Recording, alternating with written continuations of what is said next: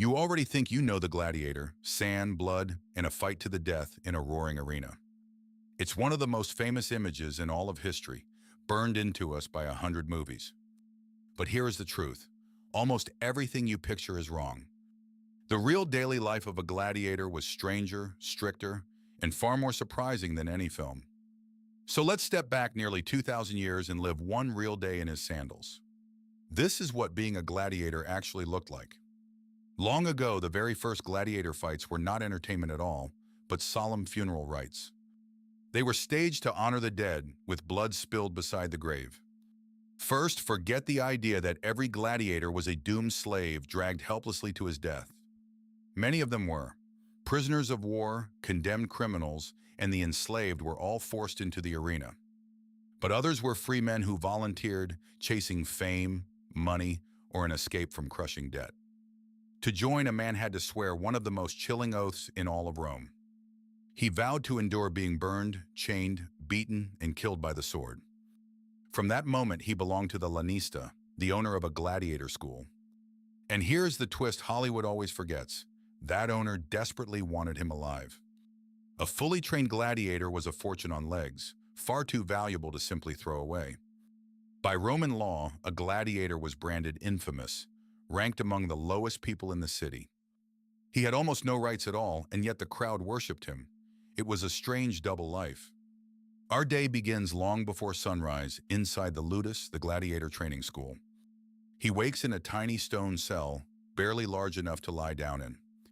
Dozens of fighters live here together, locked away and watch both day and night. But this was no dungeon of despair. It was far closer to a brutal sports academy. At first light, the men file out into the training yard to begin the grind.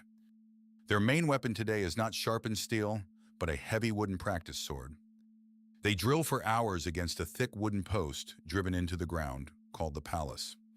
Strike, block, footwork, over and over, until every single move becomes pure instinct. Their practice swords were often deliberately heavier than real ones, building brutal strength. An escape was nearly impossible, because the punishment for trying was a certain death. Veteran trainers, often retired gladiators themselves, correct their every mistake. Their bodies are sculpted like elite athletes, every muscle built for the sand. Discipline here is total, enforced with food and rewards and with the whip.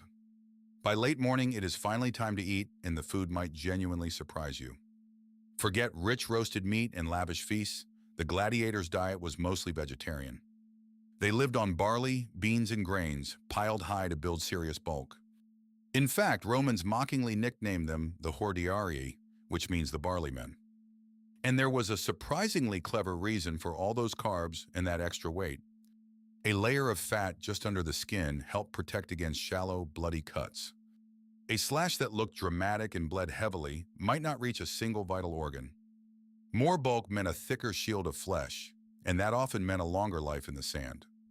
After hard training, they drank a strange tonic of ash and bone packed with calcium. Studies of real gladiator skeletons have actually confirmed this odd, careful diet. And incredibly, gladiators received better medical care than most ordinary Romans ever did. The famous physician Galen even began his career patching up wounded gladiators. Now for the strangest truth of all about the gladiators' world. The very greatest fighters were not despised outcasts. They were genuine superstars. Their faces were painted on city walls and their names were scratched into the streets. At Pompeii, real graffiti calls one fighter the heartthrob that all the girls sigh for. Crowds chanted their names exactly the way fans chant for star athletes today. Some Romans even believed a gladiator's sweat held real magical power. It was scraped from their skin, bottled up, and sold as an expensive beauty cream. Their blood was sold too, swallowed as a desperate cure for the sick. A man who might die tomorrow was today among the most adored figures in all of Rome. Wealthy women were even rumored to pay small fortunes simply to meet a champion fighter. At last, the day of the games arrives and the entire city buzzes with excitement. Our gladiator waits in the dark tunnels beneath the arena, listening to the screams above. Then the gate swings open and he steps out into the blinding sun and sand. The roar of tens of thousands of spectators hits him like a physical wave.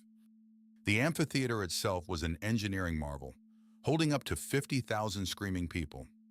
High above the crowd, teams of sailors hauled a vast canvas awning to block the burning sun. Even the word arena comes from the Latin for sand, the sand that soaked up all the blood. These games are paid for by a wealthy sponsor, the editor hungry for public popularity. The morning brings exotic beasts and grand processions to warm up the crowd. But the true gladiator duels are saved for the afternoon, the main event everyone came for. And these were not chaotic, random brawls, but carefully matched contests. Each type of gladiator fought with completely different gear, for balance and for drama. One wore a fish-crested helmet and a tall shield, another carried a small curved blade. And before any fighting began, a glittering procession called the Pampa paraded every fighter in. A lightly armored fighter with a net and trident against a heavily armored swordsman. It was speed against strength, a deadly living game of rock, paper, and scissors. Referees actually stood right inside the arena, enforcing the strict rules of the fight. This was a sport of skill and showmanship, not just the mindless slaughter of the movies. But make no mistake, beneath the spectacle, the danger was terrifyingly real. When a fighter was finally beaten, he could raise a single finger to beg for mercy. The crowd would shout and gesture wildly, roaring out their verdict. But the final decision always belonged to the editor who had paid for the games. And here, surprisingly, cold hard economics often saved a man's life. Killing a defeated gladiator meant paying a huge fine to his furious owner. These men were costly investments, trained over many expensive years. So a brave loser was often spared, sent away to heal and fight another day. Historians believe most matches did not actually end in someone's death. And a clean, brave death was seen as honorable, far better than begging in open terror. Yet over a long and bloody career, the odds slowly and steadily turned against him.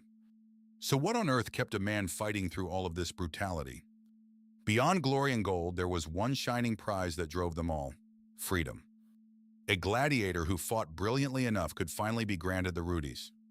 It was just a simple wooden sword, but handed over before the entire roaring crowd. It meant he had won his release. After everything, he was a free man at last. Some retired to become trainers, passing their hard-won skills to the next generation. A few emperors were so obsessed that they even stepped into the arena to fight themselves. Though their matches, of course, were always carefully rigged so they could never lose. But that prize was painfully rare, and the long road to it was paved with blood. Most gladiators never tasted freedom, dying young, often before the age of 30.